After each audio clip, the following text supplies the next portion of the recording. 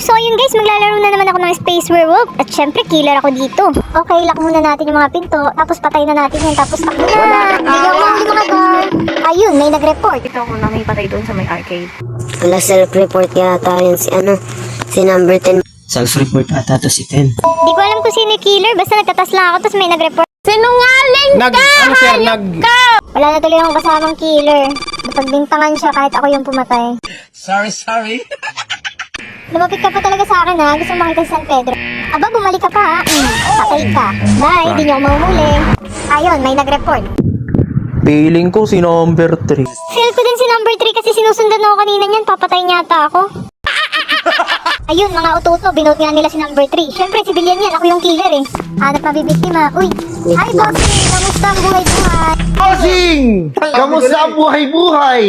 Ayan, so kamusta mama mo? Kamusta mo na rin ako kay San Pedro Bao? Isa na lang panalo na ako, tatapusin ko na ang laban. Eh, basic. Magaling ang tsamba mo, malakas eh. Sa mga gusto maglaro nito, mag-download na rin kayo ng WePlay.